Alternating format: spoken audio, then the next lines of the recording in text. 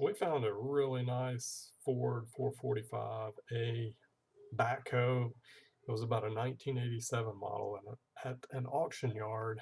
And before the auction, I went and test drove it. And I think the guy was wanting $6,500 for it. And I'm wishing we had bought it. But anyway, here's a couple pictures and some clips of when we test drove it.